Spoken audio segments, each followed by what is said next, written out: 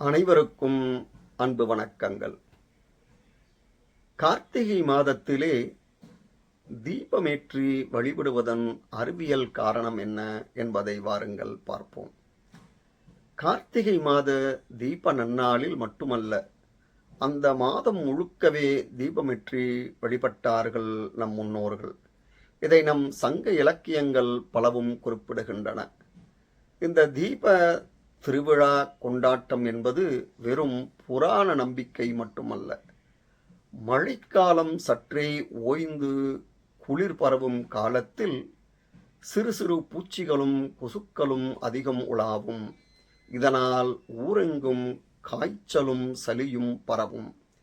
இதை பெருமளவு கட்டுப்படுத்தவே வீடெங்கும் வீதியெங்கும் அப்போது தீபமேற்றப்பட்டது.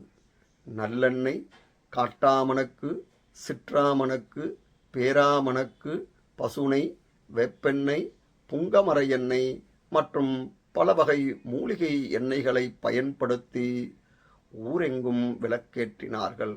இதனால் கொசு மற்றும் பூச்சிகள் குறைந்து நோய்களும் கட்டுப்பட்டன. மேலும் பல்வேறு மூலிகைகளை இந்நாளில் தூபமாக எரிப்பதாலும் பல்வேறு நன்மைகள் விளைகின்றன எனலாம். எனவே அறிவியல் ரீதியாகவும் நன்மைகள் பல புரியும் தீபத் திருநாள்தான் இந்த கார்த்திகை தீபத் திருநாள். பொதுவாக வீடுகளிலே 27 நட்சத்திரங்களை குறிக்கும் வகையில் 27 தீபம் ஏற்றுவது சிறப்பானது. குறைந்தபட்சம் 3 தீபங்களாவது ஏற்ற வேண்டும் என்று நமது சாஸ்திரங்கள் கூறுகின்றன. ஒன்று நம் குடும்பத்திற்காக, இரண்டாவது நம் மூதாதையர்களை வழிபடும் பொருட்டு, மூன்றாவது விளக்கு உங்கள் எதிர்கால சந்ததிகள் நலமுற வாழ வேண்டும் என்பதற்காக என்கிறது சாஸ்திரங்கள். எனவே நன்மைகள் உயர, தீமைகள் விலக தீபமேற்றுவோம். மண்ணுயிர்கள் வாழவும் மலை வளம் காணவும் தீபமேற்றுவோம்.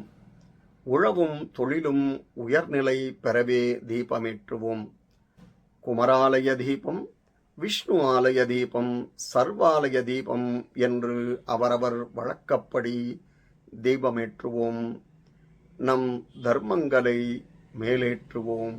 இந்த நன்னாளிலே அனைவருக்கும் இனிய கார்த்திகை தீபத் திருநாள் நல்வாழ்த்துக்கள். நன்றி, வணக்கம். இந்த பதிவு உங்களுக்கு பயனுடையதாக இருப்பின் சப்ஸ்கிரைப் பண்ணவும், ஷேர் பண்ணவும்.